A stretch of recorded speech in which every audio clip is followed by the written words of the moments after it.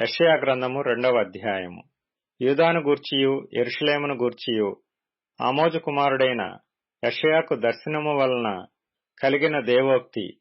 అంత్యదినములలో పర్వతముల పైన యెహోవా మందిర పర్వతము పర్వత శిఖరమున స్థిరపరచబడి కొండల కంటే ఎత్తుగా ఎత్తబడును. ప్రవాహము వచ్చినట్టు సమస్త అన్యజనులు దానిలోనికి వచ్చెదరు. ఆ కాలమున సీయోనులో నుండి ధర్మశాస్త్రము, యెరూషలేములో నుండి యెహోవా వాక్కు బయలువెళ్ళును. జనములు గుంపులు గుంపులుగా వచ్చి యాకోబు దేవుని మందిరమునకు, యెహోవా పర్వతమునకు మనము వెళ్ళుదము రండి. ఆయన తన మార్గముల విషయమై మనకు బోధించును. మనము ఆయన త్రోవలలో నడుతము అని చెప్పుకొందురు. ఆయన మధ్యవర్తి అయి అన్యజనులకు న్యాయము తీర్చును, అనేక జనములకు తీర్పు తీర్చును. వారు తమ ఖడ్గములను నాగటి నక్కులుగాను తమ ఈటెలను మచ్చు కత్తులుగాను సాగగొట్టుదురు. జనము మీదికి జనము ఖడ్గమెత్తక ఇండును.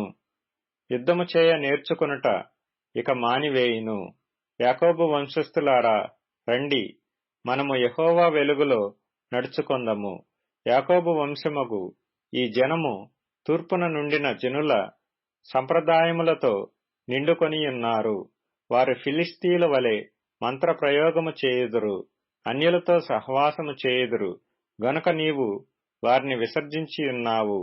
వారి దేశము వెండి బంగారములతో నిండియున్నది. వారి ఆస్తి సంపాద్యమునకు మితిలేదు. వారి దేశము గుర్రములతో నిండియున్నది. వారి రథములకు మితిలేదు. వారి దేశము విగ్రహములతో నిండియున్నది. వారు తమ చేతి పనికి తాము వ్రేళ్లతో చేసిన దానికి నమస్కారము చేయుదురు. అల్పులు అణగద్రొక్కబడుదురు, గనులు తగ్గింపబడుదురు. కాబట్టి వారిని క్షమింపకము. యెహోవా భీకర సన్నిధి నుండియు ఆయన ప్రభావ మహాత్మ్యము నుండియు బండబేటలోనికి దూరుము. మంటిలో దాగియుండుము. నరుల అహంకార దృష్టి తగ్గింపబడును, మనుషుల గర్వము అణగద్రొక్కబడును.